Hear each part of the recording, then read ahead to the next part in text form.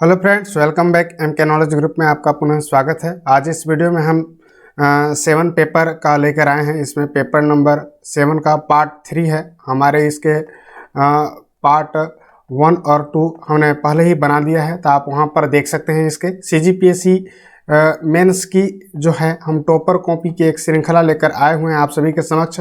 Topper copy में किस प्रकार से लिया जाता है, यह RTI के द्वारा निकाला गया है, जिसमें हम यह जानने की कोशिश करेंगे कि CGPSC के द्वारा किस प्रकार से मार्किंग किया जा रहा है, और उसके द्वारा हम यह भी जानने की प्रयास करेंगे कि किस प्रकार से आंसर को लिखा जाता है कि हमें अच्छे से अच्छा अंक प्राप्त हो सके, और प्रभावी किस प्रकार से हम इसमें लिख सकते हैं। प्रभावी अंक कैसे लिखना है, इसके लिए हमारे अगर इसके PDF वगैरह आपको चाहिए तो हमारे टेलीग्राम के रूप में हमारे MK नॉलेज ग्रुप के नाम से भी स्पष्ट रूप से आपको मिल जाएगा। आप टेलीग्राम ग्रुप में जाइए और वहाँ पर MK नॉलेज, ठीक है, ग्रुप आपको टाइप करना है। जैसे ही आप टाइप करेंगे तो हमारा चैनल आएगा, आपको उसको सब्सक्राइब कर लेना है। और इसकी सब्सक्राइब के लिए लिंक जो है मैं डिस्क्रिप्शन में आपको दे दिया हूँ, वहाँ पर भी देख सकते हैं। और जो CGPSC का मेंस का जो जितने भी कुल जो 7 पेपर हैं टोटल का बात करें, सभी पेपर का हमने बनाया है। और इसकी बात करें तो हमने प्रीवियस ईयर्स के जो भी क्वेश्चन हैं सभी प्लेलिस्ट में आपको मिल जाएंगे, आप वहां पर जाकर इसे देख सकते हैं। इसके अतिरिक्त यदि आपको PDF चाहिए तो हमारे टेलीग्राम ग्रुप MK नॉलेज पर ज्वाइन करें, आपको वहां पर टेलीग्राम भी मिल जाएंगे सभी चीज़ें की। और इसी प्रकार के नए नए वीडियो देखने के लिए हमारे इस चैनल को लाइक शेयर सब्सक्राइब करें, अपने फ्रेंड को भी शेयर करें ताकि उन्हें भी हेल्प हो सके। इसी प्रकार के नए नए वीडियो और भी आपको देखने को इस चैनल पर मिलेंगे। और एक जरूरी और सूचना है कि इसके हमने 2 पार्ट बना दिए हैं, ये तीसरा पार्ट है। तीसरे पार्ट के रूप में हम नए रूप में इन्हें हम देखने की कोशिश करेंगे कि पार्ट 2 यानी कि अंतर्राष्ट्रीय और राष्ट्रीय खेल घटनाक्रम की हम बात करेंगे, और जो इसके तीसरे पार्ट है उसके बाद के बारे में भी हम बताने वाले हैं। तो यह जो है RTI के द्वारा प्राप्त किया गया है कॉपी है। CGPSC आयोग द्वारा किस प्रकार से हमें मार्क्स दिए जाते हैं और किन चीज़ों का हमें ध्यान रखना चाहिए, किन पॉइंटों का हमें अच्छे से मेंशन करना चाहिए, और किन तथ्यों के साथ हमें अच्छे से आंसर लिखना चाहिए ताकि अच्छे से अच्छे अंक हम प्राप्त कर सकें। चलिए स्टार्ट करते हैं। हमारा जो है पहला क्वेश्चन है 2018 का पेपर है। 2018 में इस प्रकार के क्वेश्चन पूछे गए थे, आप उसे भी रिवीजन करके जाइए, कई क्वेश्चन रिपीटेड भी होते हैं। तो चलिए इन सभी चीज़ों को हम इसमें मेंशन करने के साथ साथ देखते हैं कि किस प्रकार से उन्होंने अपने आंसर को बेहतर से बेहतर लिखने का प्रयत्न किया और उन्हें नंबर कितने अंक मिले हैं। पहला क्वेश्चन यह पूछा गया था कि दक्षेस का पूर्ण रूप लिखिए और सदस्य राष्ट्रों के नाम लिखिए। तो इस प्रकार के क्वेश्चन रिपीटेड भी होते हैं। चलिए इनके आंसर के रूप में हम देखते हैं क्या क्या इन्होंने लिखा है। तो पहला इन्होंने लिखा है कि दक्षेस जो है का पूरा नाम आपको लिखना है। द से आपका हो गया दक्षिण, और क्षेत्रीय मतलब दक्षिण एशियाई क्षेत्र, छे से हो गया क्षेत्रीय, और से इसका हो गया सहयोग। तो दक्षेस जो होता है इसको इंग्लिश में शार्क के नाम से भी हम जानते हैं। इसके जो है फुल फॉर्म आप ऐसे भी लिख सकते हैं, साउथ एशियन जो है आपको रीजनल कॉर्पोरेशन यानी सहयोग कॉर्पोरेट के लिए। तो इस प्रकार की चीज़ें हैं, तो आप लिख सकते हैं। हिंदी में इसका पूरा नाम दक्षेस का होता है दक्षिण एशियाई क्षेत्रीय सहयोग संगठन। इसकी स्थापना कब की गई थी? 1985 में किया गया था, तथा कार्यालय काठमांडू यानी कि नेपाल की राजधानी काठमांडू में है, ऐसे लिख सकते हैं। कुल 8 सदस्य इसमें हैं। भारत है, नेपाल है, भूटान है, और बांग्लादेश है, श्रीलंका, मालदीव और अफगानिस्तान और पाकिस्तान है। इसमें चीन शामिल नहीं है। ये चीज़ों को आप अच्छे से ध्यान रखेंगे। और इनको जो है 30 शब्दों में लिखा है। 2 नंबर के क्वेश्चन थे और 2 में से 2 नंबर इनको प्राप्त हुआ है। तो आप समझिए क्वेश्चन की क्या बात की गई है। इसमें 2 क्वेश्चन पूछा जा रहा है। पहला क्वेश्चन है कि दक्षेस का पूर्ण रूप लिखिए और सदस्य राष्ट्रों के नाम लिखना है। तब पहले हम लिखेंगे कि दक्षेस का क्या पूरा नाम है। 4 लाइनों में आपको लिखने के लिए आता है। इस प्रकार से प्रभावी आंसर लिख सकते हैं। इस स्किल को सीखिए कि किस प्रकार से आंसर। यहाँ तक एक क्वेश्चन पूछा गया है कि दक्षेस का पूर्ण रूप क्या होता है। उसके बाद सेकेंड इसका जो पोर्शन है वो पूछता है कि सदस्य राष्ट्रों के नाम लिखिए। तो आपने देखा होगा, आपने पढ़ा होगा कि दक्षेस का पूरा नाम दक्षिण एशियाई क्षेत्रीय सहयोग संगठन होता है, और इसकी स्थापना 1985 में तथा इसका कार्यालय नेपाल की राजधानी काठमांडू में स्थित है। और इसमें कुल 8 सदस्य हैं जो भारत के पड़ोसी देश हैं, जिनमें चीन शामिल नहीं है। तो बात करेंगे भारत, नेपाल, भूटान, बांग्लादेश, श्रीलंका, मालदीव और अफगानिस्तान एंड पाकिस्तान है। इस प्रकार से जब आप लिखते हैं तो 2 में से 2 नंबर, यानी कि बहुत ही अच्छा आंसर गुड आपको मिलता है और एग्जामिनर खुश भी होता है और अच्छा आंसर देता है। तो इस चीज से आप सीखिए कि किस प्रकार से क्वेश्चन पूछा जा रहा है, हमें क्या लिखना है। पहला देखिए, क्वेश्चन को पढ़ना सीखिए, उसके पोर्शन को बांटना सीखिए कि किस प्रकार से क्वेश्चन पूछा जा रहा है। इसमें देखिए पूछा गया है कि संयुक्त राष्ट्र सुरक्षा परिषद का संगठन कैसे होता है और उसे समझाना भी है। पहले हम संक्षिप्त में संयुक्त राष्ट्र सुरक्षा परिषद की स्थापना के बारे में बताएंगे और उनके कौन कौन से परिषद हैं उनको बताएंगे और उनके संगठन कैसे होता है ये थोड़ा सा हमें डिटेल में समझाना भी है। तो पहले हम संयुक्त राष्ट्र सुरक्षा के यहाँ पर आपको लिखा जा सकता था कि सुरक्षा परिषद में देखते हैं कि आंसर इन्होंने कैसा लिखा है। सुरक्षा परिषद संयुक्त राष्ट्र संघ के 6 अंग से एक प्रमुख अंग है और यह संगठन जो होता है इसमें 5 स्थायी सदस्य होते हैं, चीन, रूस, अमेरिका, फ्रांस, ब्रिटेन, ठीक है, वीटो पावर प्राप्त होता है और इसमें 10 अस्थायी सदस्य होते हैं जिनमें 2 वर्षों के लिए चुना जाता है। ठीक है, यदि आपको याद है तो 10 अस्थायी सदस्यों को भी मेंशन कर सकते हैं। यदि याद नहीं है तो और भी इसमें अच्छे से लिखा जा सकता है कि संयुक्त राष्ट्र सुरक्षा परिषद का जो है उसमें स्थापना कब हुआ था, उसका हेडक्वार्टर कहाँ पर है, ये भी लिख सकते हैं। और उनका गठन तो सही इन्होंने लिखा है कि 6 अंगों से मिलकर बना हुआ, इसमें एक है जिनमें 5 स्थायी सदस्य हैं और 10 स्थायी सदस्य हैं। अगर 10 अस्थायी सदस्यों का मेंशन भी अगर हम अच्छे से करें तो निश्चित रूप से एक अच्छा आंसर प्राप्त होगा और हमें 2 में से 2 अंक भी प्राप्त हो सकते हैं। निश्चित रूप से इन्हें एक अंक मिला हुआ है। चलिए नेक्स्ट क्वेश्चन की ओर हम बढ़ रहे हैं। नेक्स्ट क्वेश्चन हमारा जो 2018 के PSC में पूछा गया था वह क्वेश्चन था ओपेक क्या है। पहला यहाँ से एक क्वेश्चन हो गया। दूसरा क्वेश्चन है इसके संस्थापक 5 देशों के नाम लिखिए। ठीक है, इन दोनों को जब आप इस आंसर करते हैं तो आपको 2 में से 2 अंक मिलते हैं या आपको 1.5 नंबर भी मिल जाते हैं। काफी अच्छा अंक होगा, इनको 1.5 नंबर मिला है। देखते हैं कि इन्होंने आंसर को कैसे लिखा है। देखिए ओपेक क्या है, पहला नंबर यहाँ से हमारा एक क्वेश्चन बन रहा है। पहले हम इसको आंसर करेंगे। ओपेक की पूरा नाम होता है oil and petroleum export country. याद रखेंगे ओपेक का पूरा नाम क्या होता है। ओ से ऑयल एंड पी से पेट्रोलियम, ई से एक्सपर्ट एंड कंट्री। देखिए ओपेक को यदि इंग्लिश के माध्यम से हम समझेंगे तो ओपेक का अर्थ समझना काफ़ी ही आसान है। इस प्रकार से आप ध्यान रखते होंगे और आपको याद भी होगा। जैसे ओपेक यहाँ पर 4 शब्दों से मिला है OPEC, तो ओपेक का पूरा नाम अगर हम फुल फॉर्म की यहाँ पर पूछा गया है, फुल फॉर्म इसका फुल नेम पूछा गया है तो फुल नेम इसका होता है ओ से ऑयल हो जाएगा, पी से पेट्रोलियम हो जाएगा, ई से एक्सपोर्ट हो जाएगा और सी से कंट्री हो जाएगा। इस प्रकार से आपको लिखना है। ओपेक के पूरा नाम oil and petroleum export country है। यह विश्व के प्रमुख पेट्रोलियम निर्यातक देश हैं। ठीक है, यह भी क्वेश्चन आंसर कर सकते हैं। इसके बाद 5 संस्थापक देशों का नाम भी उन्होंने पूछा है। हम 5 संस्थापक के सदस्यों का नाम इन्होंने मेंशन किया है। संयुक्त राष्ट्र अरब अमीरात है, सऊदी अरब, ओमान, वेनेजुएला और बहरीन है। तो इस प्रकार से उन्होंने काफ़ी अच्छा अंक 1.5 नंबर भी प्राप्त करना काफ़ी अच्छा अंक माना जाएगा। चलिए नेक्स्ट क्वेश्चन को हम बढ़ रहे हैं। लिमिट की सीमा है की 30, 2 अंकों में पूछा गया है। न्याय के अंतर्राष्ट्रीय न्यायालय के संगठन को समझाइए। ठीक है, न्याय जो है हमारे संयुक्त राष्ट्र जो संघ है उसमें न्यायालय के अंतर्राष्ट्रीय न्यायालय के संगठन को समझाना है। ठीक है, उसमें न्याय किस प्रकार से दिया जाता है तो इनका आंसर पूरी तरह से गलत है। इस प्रकार की आप चीज़ देख लीजिएगा कि जो संयुक्त राष्ट्र संघ के न्यायालय हैं उनके अंतर्राष्ट्रीय न्यायालय में किस प्रकार की चीज़ों को समझाया गया है। ठीक है, तो इस प्रकार से इन्होंने लिखा है। देखते हैं आंसर क्या लिखा है। अंतर्राष्ट्रीय न्यायालय से संयुक्त राष्ट्र संघ के न्याय प्रमुख के संघ है, इसका मुख्यालय हेग में है और संगठन एक अध्यक्ष होता है, 15 सदस्य, 9 वर्ष कार्यकाल होता है, 3 वर्षों का होता है। हाल ही में कुलभूषण जाधव के मामले में अंतर कोर्ट ने भारत के पक्ष में निर्णय दिया है। तो इस प्रकार से इनको गलत आंसर किया है। यहाँ पर पूछा गया है न्याय के अंतर्राष्ट्रीय न्यायालय के संगठन को समझाना है तो उनके सिद्धांत को पूछा गया है। उनके क्या क्या सिद्धांत हैं तो आप सिद्धांतों को थोड़ा सा पढ़ेंगे, उनके नियम क्या है इस चीज़ों को आपको बताना है। 3 चीज़ों का आप मेंशन करेंगे तो निश्चित रूप से आंसर आपका अच्छा बनेगा। इसको आप देख लीजिएगा। ठीक है, हम बढ़ रहे हैं, थोड़ा फास्ट है क्योंकि हमारा बड़ा वीडियो हो जाता है, आप लोग अच्छे से नहीं देखते हैं। प्लीज़ हमारे चैनल को अच्छे से आप लोग देखें, लाइक करें। हम उनको डिटेल भी नेक्स्ट वीडियो हम उनके लाने वाले हैं। जो क्वेश्चन हमें कठिन लग रहे हैं उनके क्वेश्चन को अच्छे से हम आपको प्रैक्टिस करेंगे। और अभी जो हमारे 15 मार्च से स्टार्ट हो रहे हैं मेंस की एग्जाम के लिए, तो इन सभी चीज़ों को भी आपको देख के जाना है। कई प्रकार की चीज़ें जो होती हैं क्वेश्चन में इसके आसपास की चीज़ें ही पूछा जाता है। और संयुक्त राष्ट्र हम बात करें तो संयुक्त राष्ट्र से एक क्वेश्चन प्रति वर्ष पूछा जाता है। आपको यहाँ से तैयारी जरूर ही करनी है। चलिए नेक्स्ट हम क्वेश्चन की ओर हम बढ़ रहे हैं। नेक्स्ट हमारा क्वेश्चन है कि क्रिकेट के खेल में मेडन ओवर को स्पष्ट करना है। इन्होंने लिखा है आंसर में, जब क्रिकेट के खेल में किसी बॉलर के एक ओवर में बल्लेबाज के बैट से एक भी रन ना आए तो वह ओवर मेडन ओवर कहलाता है। इस प्रकार से आधा नंबर यानी कि 1/4 अंक प्राप्त हुआ है।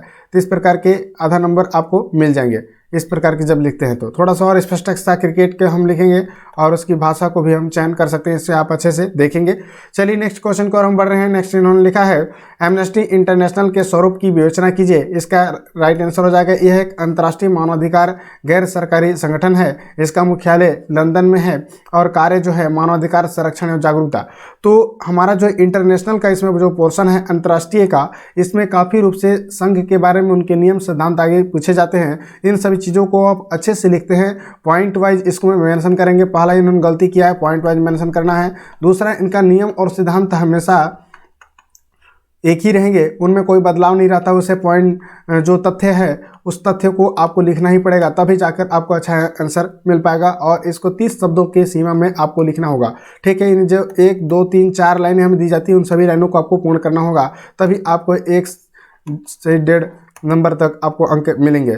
चलिए नेक्स्ट क्वेश्चन की ओर हम बात करने वाले हैं। नेक्स्ट क्वेश्चन इन्होंने लिखा है शांति के लिए एकता प्रस्ताव को समझाइए। यह भी शांति के लिए एकता प्रस्ताव एक है जो संयुक्त राष्ट्र संघ द्वारा लिखा गया है, बट इनका आंसर पूरी तरह से गलत है, तो इनको काट दिया गया है। ठीक है, नेक्स्ट हम बात करने वाले हैं। नेक्स्ट हमारा क्वेश्चन पूछा गया था अंक टाड़ को स्वरूप को बताइए। अंक टाड़ क्या होते हैं? तो इसका देखिए अंक टाड़ के स्वरूप को इन्होंने पूछा है। देखिए इनका आंसर क्या हुआ कि यूनाइटेड नेशन, ठीक है, यूनाइटेड नेशन को इसका देखिए फुल फॉर्म है U for united, N for nation हो जाएगा, सी फॉर क्या होता है कन्वेंशन, टी फॉर क्या होता है trade, and A for and हो जाएगा और डी फॉर डेवलपमेंट हो जाएगा। ठीक है, तो अंक टाड़ के स्वरूप को बताना है, इसकी तो पूरा नाम इन्होंने लिखा है। तो United nation convention for trade and development का संक्षिप्त रूप तो यूनाइटेड अंक टाड़ इसको हिंदी में बोला जाता है, कहलाता है। यह संयुक्त राष्ट्र की एक कार्यकारी संस्था है। इसकी जो कार्य है, इसका कार्य जो है इन्होंने लिखा है, कार्य को लिखना नहीं था। स्वरूप का मतलब इसका होता है नियम क्या है, इसके नियम के बारे में यहाँ पर चर्चा करनी थी। नियम के बाद इनके सिद्धांत की चर्चा करना था। इनका स्वरूप, इनमें कितने मेंबर होते हैं, आपको मेंबर को यहाँ पर लिखना था। तो इस प्रकार की चीज़ें आप मेंशन करेंगे तो निश्चित रूप से आपको 1.5 नंबर तक भी आपको मिल सकते हैं। ठीक है, इन्होंने कार्य को लिखा है व्यापार को बढ़ावा देना है और गरीबी कम करना, विकास को बढ़ावा देना और पर्यावरण सुरक्षा और नारी सशक्तिकरण के बारे में भी इन्होंने काफ़ी अच्छा लिखने की कोशिश की है। चलिए नेक्स्ट क्वेश्चन की ओर हम बढ़ रहे हैं। संयुक्त राष्ट्र संघ के उद्देश्य को बताना है और संयुक्त राष्ट्र संघ का एक उद्देश्य एक चार्टर में इनको दिया गया है कि उनका चार्टर के द्वारा जब आप पढ़ते हैं तो निश्चित रूप से एक अच्छा आंसर आप बना पाएंगे। इस प्रकार से उन्होंने लिखा है कि संयुक्त राष्ट्र संघ की स्थापना 1945 में हुई थी और यह विश्व की सबसे बड़ी अंतर सरकारी संगठन, 193 सदस्य हैं। उद्देश्य है तृतीय विश्व युद्ध में होने वाले तृतीय विश्व युद्ध होने से रोकना। तृतीय विश्व युद्ध कहीं पर लिखा नहीं है कि होने से रोकना है। ठीक है, तो इस प्रकार की चीज़ें गलत होती हैं। आपको जो उद्देश्य है, उद्देश्य इनका जैसे कि आपको मूल कर्तव्य क्या है, उसी प्रकार से इसके निश्चित रूप से 7 से 8 इसके उद्देश्य हैं। उन्हीं उद्देश्यों को पॉइंटेड आप लिखते रहेंगे निश्चित रूप से, तभी आपको अच्छा आंसर मिलेगा। इस प्रकार से आपको बिना तथ्य के साथ लिखेंगे तो निश्चित रूप से आपको आंसर 0 ही मिलेगा। ठीक है, और अंक भी 0 मिलेगा। जैसे कि उन्होंने उपनिवेशवाद का अंत करना, ऐसी कोई बात नहीं थी। लोकतंत्र की स्थापना करना, अंतर्राष्ट्रीय स्थिरता और शांति की स्थापना करना, अंतर्राष्ट्रीय सहयोग, विश्व के गुटों में बंटने से रोकना। तो इस प्रकार की चीज़ों को 60 शब्दों में और हमें तथ्यों को इसमें अच्छे से पुष्ट करेंगे तभी आपको आंसर अच्छा मिल पाएगा। चलिए नेक्स्ट क्वेश्चन को हम बात कर रहे हैं। थोड़ा सा आप क्वेश्चन को प्रैक्टिस के माध्यम से क्वेश्चन को अच्छे से लिख सकते हैं। जैसे कि यहाँ पर आप इससे क्वेश्चन से सीख सकते हैं कि किस प्रकार से उन्होंने लिखा है। यहाँ तक तो ठीक ही थी, यहाँ पर भी ठीक है, पर संयुक्त राष्ट्र संघ का जो उद्देश्य है, मेन उद्देश्य से आप मिला के देखिएगा क्वेश्चन को किस प्रकार से उन्होंने लिखा है, तभी जाकर आपको अच्छा आंसर प्राप्त हो सकेगा। चलिए नेक्स्ट क्वेश्चन को हम बढ़ रहे हैं। अंतर्राष्ट्रीय विकास बैंक की भूमिका और कार्य को समझाइए। तो अंतर्राष्ट्रीय बैंक की भूमिका और उसके कार्य 2 क्वेश्चन इसमें पूछा गया है। 100 नंबर इसकी लिमिट सीमा है, 8 नंबर में पूछा गया है, जिन्हें कि 2 नंबर केवल प्राप्त हुआ है। आप इस क्वेश्चन से सीख सकते हैं, इसको मिला सकते हैं अपने क्वेश्चन को और अपने से जांच सकते हैं कि किस प्रकार से चीज़ों की हमने कमी छोड़ी है या किस प्रकार से उन्होंने कमी रखा है, तथ्यों का समावेश नहीं किया है, इसलिए इनका निश्चित रूप से 8 में 2 नंबर प्राप्त हुए हैं। देखिए यहाँ पर बात किया गया है कि एशियाई विश्व बैंक की स्थापना 1966 में हुई थी और इसका मुख्यालय मनीला फिलीपींस में है और इसे एशिया प्रशांत क्षेत्र के कुल 67 देश शामिल हैं। भारत इस बैंक का 4था सबसे बड़ा शोधधारक है। भूमिका है एशिया प्रशांत राष्ट्रों को दीर्घकालिक ऋण प्रदायगी। ठीक है, इस प्रकार से इन्होंने लिखने की कोशिश की है। और इन क्षेत्रों में अवसंरचना का निर्माण मुख्यतः रेल, सड़क, छत्तीसगढ़ 13 सड़कों जिसकी लंबाई 859 किलोमीटर है, वित्तीय एडीपी कर रहा है और सदस्य राष्ट्रों में शिक्षा का, स्वास्थ्य सुधार तथा गरीबी को कम करने में, वित्तीय स्थिरता को बनाए रखना तथा व्यापार के विस्तार में द्वीपीय देशों को विशेष सहयोग, भारत में एडीपी से ऋण प्राप्त करने और सबसे बड़ा राष्ट्र रहा है। कार्य की अगर हम बात करें तो इसका अध्यक्ष जापान होता है। तो इस प्रकार की चीज़ों को स्पष्ट किया है, बट थोड़ी सी इसमें तथ्य की कमी है, इसलिए इनको नंबर नहीं मिले हैं। कम से कम इसमें 50% अंक हमें प्राप्त करना चाहिए। 8 वाले क्वेश्चन में कम से कम 4 अंक तो आने ही चाहिए। नेक्स्ट हम बात करते हैं कि फुटबॉल के खेलों में येलो कार्ड और रेड कार्ड की अवधारणा बताइए। तो इस प्रकार से खेलों से संबंधित आपके क्वेश्चन जरूर पूछे जाते हैं, आप इसको अच्छे से लिखेंगे। तो येलो कार्ड तथा रेड कार्ड की हम बात करेंगे। फुटबॉल में खेल के जो भावना है तथा नैतिकता को बनाए रखने के लिए है और प्रयोग किया जाता है। येलो कार्ड का मतलब होता है 3 बार देने की से व्यक्ति उस खेल से बाहर, यानी ठीक है, हाँ, खिलाड़ी को क्या होता है, नुकसान पहुंचाने से है। रेड कार्ड एक बार देने से खिलाड़ी उस खेल से बाहर हो जाते हैं। इसमें फुटबॉल की खेल भावना बनी रहती है। तो इस प्रकार के निश्चित रूप से एक अच्छा स्पष्ट आंसर इन्होंने लिखा नहीं है और इसको शब्द सीमा के अंतर्गत पूरा करना है। काफ़ी इन्होंने छोड़ा है, इसलिए इनको अंक अच्छे से नहीं मिल पाए हैं। चलिए नेक्स्ट क्वेश्चन को हम बढ़ रहे हैं। नेक्स्ट क्वेश्चन है 125 शब्दों में और 10 इसमें है। तो इस प्रकार से देखिए, शांति और सुरक्षा की स्थापना, संयुक्त राष्ट्र संघ की भूमिका को लिखना है। दूसरा है अंतर्राष्ट्रीय कोष की भूमिका। तो इस प्रकार क्वेश्चन आ जाते हैं, आप अच्छे से लिखते हैं तो निश्चित रूप से 10 में इसमें टॉपर को 5 से 6 नंबर भी प्राप्त हुए हैं, बट इनको 2 नंबर केवल है। देखते हैं कि इन्होंने क्या कमियां की है, क्या गलतियां की हैं, उन गलतियों को आप सुधार सकते हैं। निश्चित रूप से इसके क्वेश्चन को हम पढ़ते हैं। संयुक्त राष्ट्र संघ की स्थापना 1945 में द्वितीय विश्व युद्ध के समय हुई थी। इसकी स्थापना 1920 में स्थापित राष्ट्र संघ के स्थान पर किया गया था और इनमें विश्व की 193 देश शामिल थे, जो कि विश्व की सबसे बड़ी अंतर सरकारी संगठन है। इसकी मुख्यालय जो है न्यूयॉर्क में है तथा इसके 6 प्रमुख अंग हैं: महासभा, सचिवालय, न्याय परिषद, सामाजिक आर्थिक विकास परिषद, अंतर्राष्ट्रीय और सुरक्षा परिषद। बट इनके जो क्वेश्चन का जो यहाँ पर पूछा गया है कि शांति और सुरक्षा की स्थापना में संयुक्त राष्ट्र संघ की भूमिका क्या है, पहला क्वेश्चन है, और अंतर्राष्ट्रीय मुद्रा कोष की भूमिका पर आपको टिप्पणी करना है। बट इन्होंने क्वेश्चन का आंसर कुछ दूसरा ही दिया है। इन्होंने संयुक्त राष्ट्र संघ की भूमिका को इन्होंने डिफाइन किया है, जो कि पूरी से गलत है, इसलिए इनको मात्र 10 में 2 नंबर मिले हुए हैं। तो आपको क्वेश्चन को पढ़ना है कि इस प्रकार से यहाँ देखिए, शांति और सुरक्षा की स्थापना के लिए संयुक्त राष्ट्र की भूमिका को लिखना है। आंसर पहला ए हो सकता है। अंतर्राष्ट्रीय मुद्रा कोष की भूमिका पर टिप्पणी करना है।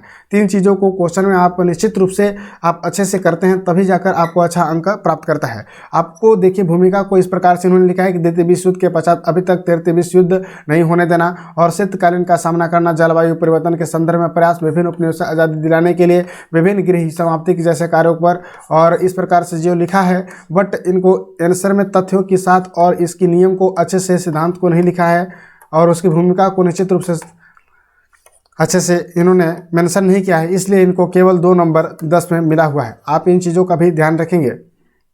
चलिए नेक्स्ट क्वेश्चन, हमारा तीसरा पार्ट आता है, अंतर्राष्ट्रीय एवं राष्ट्रीय शैक्षणिक संस्थान और मानव विकास में उनका योगदान क्या है। ठीक है, अब बात करते हैं कि कौशल युक्त मानव संसाधन के अभिप्राय क्या हैं। इनका पहला क्वेश्चन था। पहला क्वेश्चन में इनको 0.5 यानी कि 1/4 अंक इनको प्राप्त हुआ है। ऐसे मानव संसाधन जो विभिन्न प्रकार के कौशल जैसे कि इंटरनेट, रोबोटिक्स से युक्त है, कौशल युक्त मानव संसाधन कहलाते हैं। स्किल इन डायमेंशन इसके लिए OECD 2015 की रिपोर्ट के आधार पर किया गया है। तो इस प्रकार के जो अभिप्राय और परिभाषाएं पूछे जाते हैं, उन परिभाषाओं को आपको निश्चित रूप से एक अच्छा पॉइंट में ही लिखना पड़ेगा, तभी जाकर आपको अच्छा से मिल पाएगा। क्योंकि डिफिनीशन जो होता है वह कभी किसी भी परिस्थिति में नहीं बदलता है, उसको आपको अच्छे से मेंशन करना होगा, तभी रूप से आप अच्छा अंक प्राप्त कर सकते हैं। चलिए, मुक्त विश्वविद्यालय की अवधारणा क्या है, इसके बारे में आपको बताना है।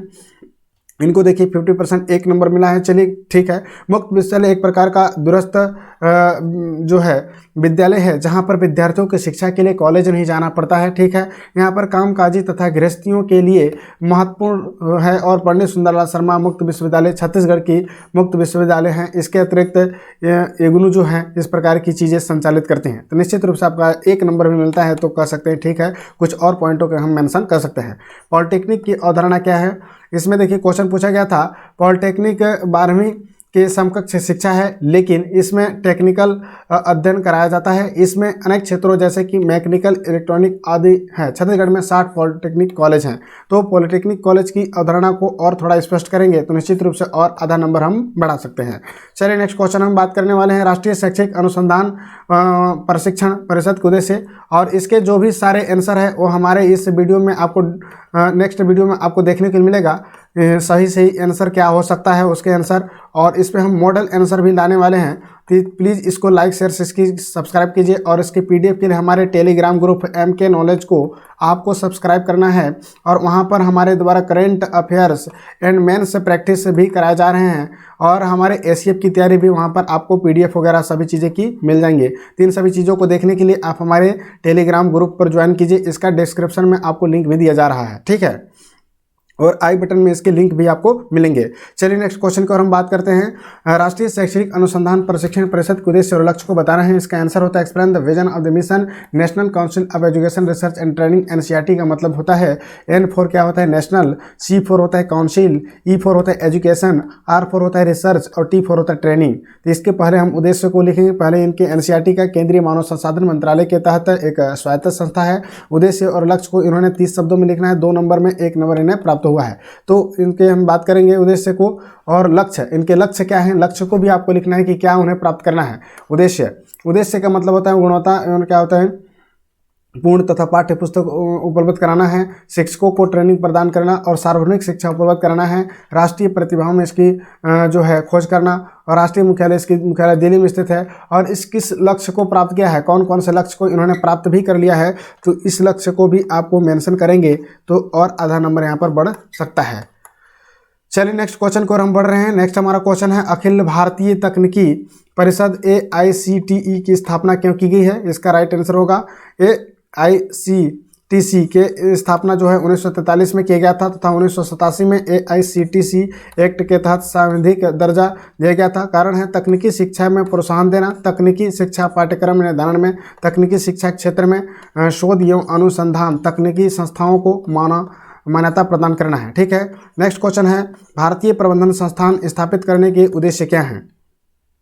चलिए नेक्स्ट हम क्वेश्चन की ओर बढ़ रहे हैं। भारतीय जो है प्रबंधन संस्थान स्थापित करने के उद्देश्य जो हैं उच्च स्तर पर प्रबंधन शिक्षा उपलब्ध कराना एवं प्रबंधन शिक्षा को बढ़ावा देना है। देश में कुल 22 IIM है तथा छत्तीसगढ़ में IIM रायपुर में स्थापित है। IIM जो है राष्ट्रीय महत्व के जो है, IIM का फुल फॉर्म आपको बता दे रहे हैं। इंडियन क्या होता है, इंस्टीट्यूट मैनेजमेंट, इस प्रकार की चीज़ें आप यहाँ पर भी दिया हुआ है। इंडियन इंस्टीट्यूट ऑफ मैनेजमेंट होता है IIM का फुल फॉर्म। तो इस चीज़ों को भी आप मेंशन करेंगे तो निश्चित रूप से इसकी स्थापना कहाँ है, इसका मुख्यालय कहाँ पर स्थित है और छत्तीसगढ़ में कितने हैं, इन सभी चीज़ों से आपका 1 नंबर मिल जाता है। 1 से आधा नंबर और बढ़ाया जा सकता है। चलिए नेक्स्ट क्वेश्चन की ओर हम बात कर रहे हैं। नेक्स्ट हमारा क्वेश्चन है विश्वविद्यालय अनुसंधान आयोग के अंतर्गत कार्य करने वाले कौन कौन से हैं। जिसका राइट आंसर हो जाएगा विश्वविद्यालय अनुदान आयोग जो है UGC की स्थापना 1952 में किया गया था। और UGC जो है आप याद कर सकते हैं यूनिवर्सिटी ग्रांट कमीशन इसका फुल फॉर्म होता है। इसका नाम होता है UGC का फुल फॉर्म होता है यूनिवर्सिटी ग्रांट कमीशन, जिसकी स्थापना 1952 में किया गया था। और इस एक्ट के तहत इसमें कार्य की अगर हम बात करें तो विश्वविद्यालयों का अनुदान प्रदान करना और मान्यता प्राप्त करना, फेलोशिप प्रदान करना और शिक्षा में अनुसंधान के लिए, और HCI एक्ट 2018 के तहत UGC को खत्म करने की भी प्रावधान किए गए हैं। इस प्रकार से इन्हें 1 नंबर मिला हुआ है। चलिए नेक्स्ट क्वेश्चन को हम बात करने हैं मध्याह्न भोजन योजना का शिक्षा के प्रभाव स्पष्ट कीजिए। मध्याह्न भोजन कार्यक्रम में क्या होता है, शुरुआत 1995 में हुई थी और 1 से 8वीं तक के कक्षा के लिए छत्तीसगढ़ में 33 लाख बच्चे लाभान्वित शिक्षा प्राप्त हुआ था। ठीक है, नामांकन में वृद्धि हुई थी, विद्यार्थियों की उपस्थिति बढ़ी है और बालिका नामांकन में वृद्धि हुआ है। कुपोषण मुक्ति से विद्यार्थियों में स्तर में भी विकास हो रहा है। तो इस प्रकार की चीज़ों को थोड़ी और स्पष्टता के साथ और तथ्य और मेंशन करेंगे। अपने उत्तर को आप इससे मिलाकर देखिएगा कि किस प्रकार से हम उत्तर में और उत्तरोत्तर अधिक तथ्यों की सुधार करें ताकि हमें अच्छा से अच्छा अंक प्राप्त हो सके। इस वीडियो को आप निश्चित रूप से 1-2 बार और देखिए, तभी जाकर आपको समझ में आएगा किस प्रकार से आंसर को हम प्रभावी और स्किल डेवलप कर सकते हैं। कौशल विकास में कार्य शक्ति की उत्पादकता के बीच संबंध को समझाइए। यहाँ पर दिया है कि कौशल विकास व कार्य शक्ति की उत्पादकता के बीच घनिष्ठ संबंध होते हैं और एक कौशल युक्त मानव की उत्पादकता गैर कौशल युक्त से अधिक होती है। कौशल युक्त जो है किसान की उत्पादकता अधिक होती है। भारत में कौशल शिक्षा को बढ़ावा देने के लिए स्किल इंडिया मिशन की भी शुरुआत की गई है। तो इस प्रकार की चीज़ों को भी आप मेंशन करते चलेंगे। 2022 तक 2 करोड़ युवाओं को कौशल प्रदान करने का लक्ष्य भी रखा गया है। चलिए नेक्स्ट क्वेश्चन को हम बढ़ रहे हैं। नेक्स्ट हमारा क्वेश्चन है 60 शब्द है, इसकी लिमिट सीमा और अंक है 4। इसमें इन्हें 2 नंबर मिले हुए हैं। ठीक है, देखते हैं क्या लिखा है इन्होंने। भारतीय कृषि अनुसंधान परिषद की स्थापना क्यों की गई? इस परिषद में कौन कौन सी उपशाखाएं हैं? ठीक है, तो ICAR की स्थापना 1929 में किया गया था। इसको आप देख लीजिएगा, 1929 में। Imperial council of agriculture research के रूप में इसका फुल फॉर्म है। इसका आप याद रखेंगे, इंपीरियल काउंसिल, आई से हो जाएगा इंपीरियल, ठीक है, याद रखेंगे। और सी से इसका हो जाएगा आपका काउंसिल, ए से आपका हो जाएगा आपका ऑफ एग्रीकल्चरल इसका, और आर से हो जाएगा रिसर्च के रूप में हुई थी आज़ादी के नाम पर। ठीक है, आज़ादी के नाम पर Indian council of agriculture research जो है रखा गया था इसका नाम। इसका जो मुख्यालय है दिल्ली में स्थित है और कारण इसके है कृषि शिक्षा को बढ़ावा देना और कृषि विश्वविद्यालयों के माध्यम से कृषि क्षेत्र में अनुसंधान, उच्च उत्पादकता वाले बीजों का भी विकास करना है। इसके 7 उपशाखाएं भी चल रहे हैं। तो इस प्रकार की चीज़ें भी हो रही हैं। चलिए नेक्स्ट हम क्वेश्चन की ओर बढ़ रहे हैं। 7वां है राष्ट्रीय प्रौद्योगिकी संस्थान के संबंध से आप क्या जानते हैं? नेक्स्ट हम बात करने वाले हैं राष्ट्रीय प्रौद्योगिकी संस्थान जो है NIT जो है NIT फुल फॉर्म इसका होता है national institute of technology. NIT का फुल फॉर्म आप याद रखेंगे, NIT जो छत्तीसगढ़ में भी बहुत सारे NIT चलाए जा रहे हैं। ठीक है, इस प्रकार से आप याद रखेंगे। जो है 30 राष्ट्रीय प्रौद्योगिकी संस्थान है छत्तीसगढ़ में, NIT रायपुर में स्थित है। ठीक है, भारत में 30 हैं और छत्तीसगढ़ में 1 है। ठीक है, इस प्रकार से आप याद रखेंगे। तो राष्ट्रीय प्रौद्योगिकी संस्थान से संबंध से आप क्या जानते हैं? तो राष्ट्रीय प्रौद्योगिकी संस्थान यानी कि NIT, N for national, I for institute of क्या होता है टेक्नोलॉजी, जो है राष्ट्रीय महत्व की संस्थान है और पहले इसे क्षेत्रीय प्रौद्योगिकी संस्थान कहा जाता है।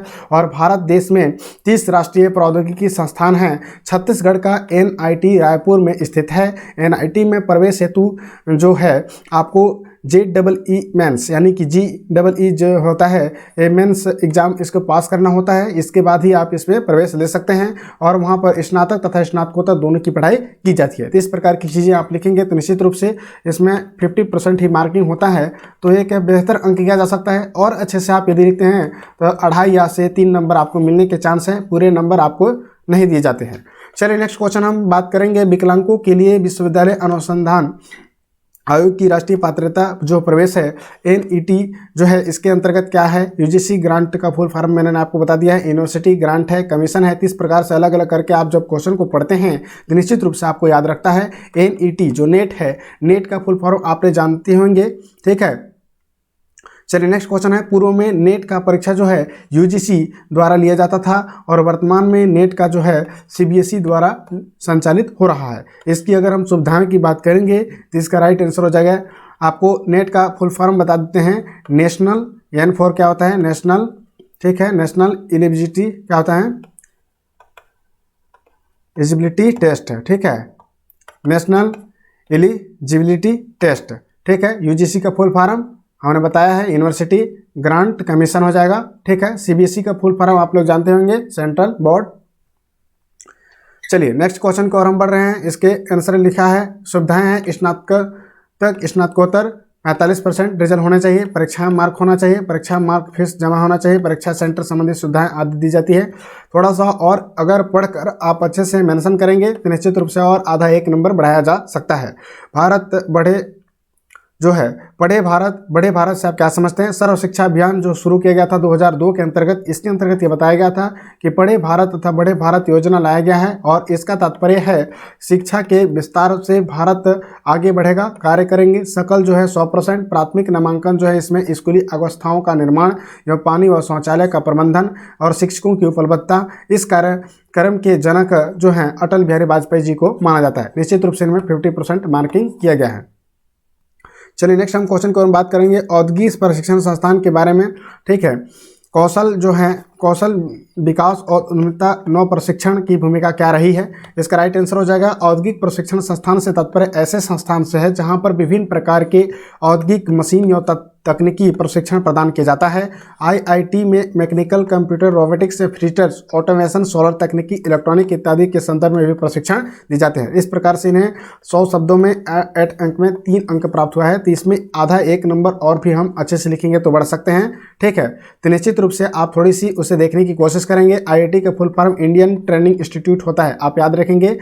आईआईटी का फुल फॉर्म है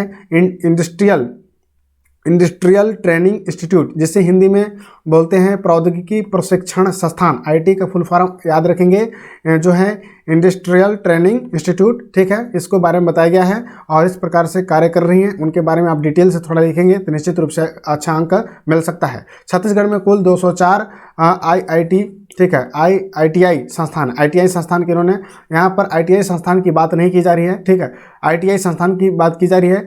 इंडस्ट्रियल ट्रेनिंग इंस्टीट्यूट जो है और छत्तीसगढ़ में महत्वपूर्ण रूप से कार्य कर रहे हैं। ठीक है, तो यहाँ पर बात किया गया है कि अभी वर्तमान में कितनी संख्या है, तो 204 हैं, जो कि 178 सरकारी हैं और इसमें भी प्राइवेट भी कुछ है।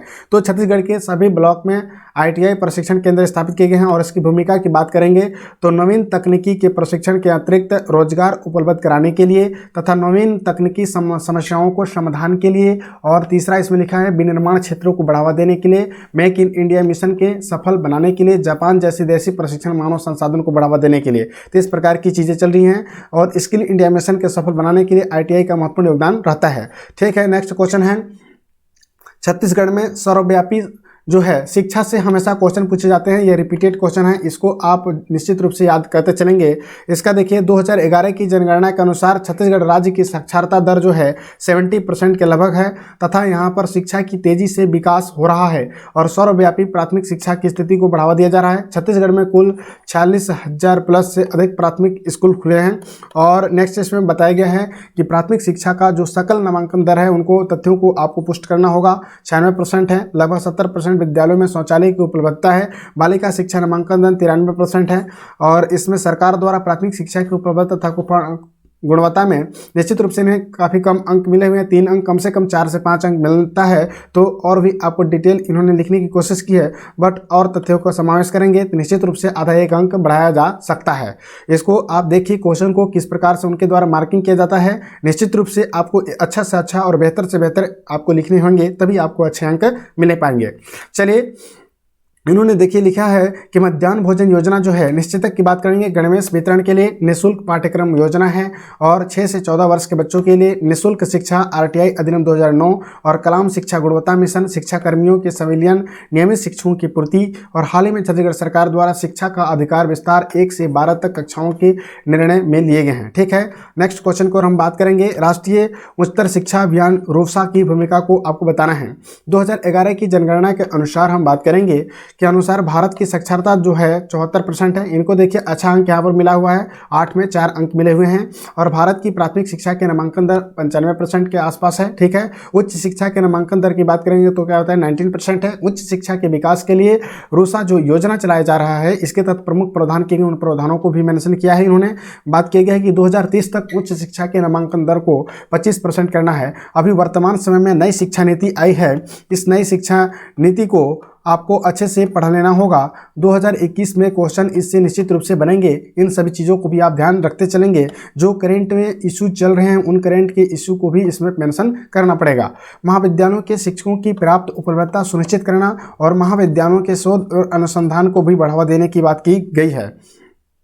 चलिए, नेक्स्ट क्वेश्चन है, इस प्रकार से आप पॉइंट देकर आंसर लिखते हैं, निश्चित रूप से एक अच्छा इंप्रेशन जाता है एग्जामिनर को और एक अच्छा अंक आपको मिलते हैं। चलिए, नेक्स्ट हम बात करने वाले हैं क्या क्या इन्होंने लिखा है। रोजगार पूर्वक शिक्षा प्रोत्साहन देना है, शिक्षण तथा औद्योगिक संस्थाओं के माध्यम को बढ़ावा देना है, विदेशी शिक्षण संस्थाओं को भारत में खोलने की अनुमति प्रदान करना, शिक्षण संस्थानों को स्वायत्तता प्रदान करना। इस प्रकार के रूस योजना को भी क्रांतिकारी परिवर्तन ला सकता है। इस खंड के नेक्स्ट हम बात करने वाले हैं छत्तीसगढ़ राज्य में बालिका शिक्षा से संबंधित मुद्दे क्या क्या हैं, उन चीज़ों को। ठीक है, बेरोजगारी की दर से आप क्या समझते हैं, इसके बारे में बताया गया है। भारत सरकार के द्वारा वर्ष 2014 में बाद बेरोजगारी उन्मूलन के लिए अपनाई गई नीति की समीक्षा कीजिए। ठीक है, नेक्स्ट इसके बात करने हैं, बेरोजगारी से तात्पर्य है कार्य करने के इच्छुक जो है जो श्रम बल रोजगार न मिल पाना वही बेरोजगारी है। इसमें देखिए 15 में आपको 8 नंबर मिले हुए हैं, निश्चित रूप से एक अच्छा अंक कहा जा सकता है। चलिए नेक्स्ट क्वेश्चन की ओर हम बढ़ रहे हैं। और बेरोजगारी के बारे में इन्होंने डिटेल से 175 शब्दों में लिखने की कोशिश की है। देखिए यहाँ पर तात्पर्य है बेरोजगारी से श्रम बल कुल बल है, इस प्रकार से आपको मेंशन करना है बेरोजगारी को। बेरोजगारी की जो भी उनके सूत्र फॉर्मूले हैं उन सभी को और रूल्स हैं उनको भी इन्होंने लिखने की कोशिश की है। बेरोजगारी दर बराबर होता है कुल श्रम का बल माइनस कार्यबल अपॉन जो है आपका श्रम बल इंटू 100 लिखा है इन्होंने। श्रम बल इक्वल टू -15 से 19 वर्ष के लोग की बात की गई। कार्यबल यानी कि जो भी है श्रम बल के वे बल जिन्हें कि रोजगार मिला है। ठीक है, 2014 के बाद यदि सरकार का प्रयास रहा है स्किल इंडिया, सरकार के प्रयासों को उन्होंने बताया है। स्किल इंडिया के तहत 2022 तक 2 करोड़ लोगों को प्रशिक्षित किया जाना है। मुद्रा योजना के तहत 8 करोड़ को अधिक स्वरोजगार देना है। स्टार्टअप इंडिया, निश्चित रूप से सभी योजनाओं की उन्होंने पुष्ट किया है। इस प्रकार से आप योजनाओं को तथ्यों को निश्चित रूप से जो मेंशन करेंगे तो एक अच्छा आंसर बनता है और इससे आपका अच्छा इंप्रेशन जाता है और अच्छा अंक भी मिलते हैं। जो बात करते हैं संपदा योजना के तहत कृषि क्षेत्र के फूड प्रोसेसिंग के रोजगार, मेक इन इंडिया के निवेश कर में क्या उद्योग की स्थापना क्या है। मनरेगा के तहत वित्तीय 60,000 करोड़ रुपए की योजनाएं चलाई जा रही है। पशुपालन, मत्स्य पालन, बागवानी को प्रोत्साहन किया जा रहा है और प्रधानमंत्री रोजगार सृजन कार्यक्रम भी चलाए जा रहे हैं। इस प्रकार के रोजगार सृजन से अन्य भी महत्वपूर्ण योजनाओं को भी संचालित किया जा रहा है। तो इस प्रकार के देखिए अच्छा से अच्छा आंसर इस प्रकार से आप लिख सकते हैं और निश्चित रूप से एक अच्छा अंक इन्हें मिला है। 50% मार्किंग किया गया है, 50% से भी थोड़ा अधिक है यानी 7.5% से, तो 15 में आपको 8 नंबर भी मिलना एक अच्छा अंक माना जाएगा। और इसी प्रकार के वीडियो के लिए है प्लीज़ लाइक शेयर सब्सक्राइब कीजिए हमारे इस चैनल को और हमारे जो बेल आइकन है उसको आपको दबाइए ताकि आपको नोटिफिकेशन सबसे पहले आपको मिल जाए। और इसी प्रकार के PDF वगैरह के लिए हमारे टेलीग्राम ग्रुप जो है वहाँ पर आपको जुड़ना है। ठीक है, टेलीग्राम ग्रुप का लिंक जो है मैं डिस्क्रिप्शन लिंक में दिया हूँ जिसका नाम है MK नॉलेज ग्रुप। ठीक है, MK नॉलेज ग्रुप को सर्च करेंगे निश्चित रूप से आपको वहाँ पर सभी चीज़ें मिल जाएंगी। थैंक यू वेरी मच, मिलते हैं फिर किसी नए वीडियो में। जय हिंद, जय भारत।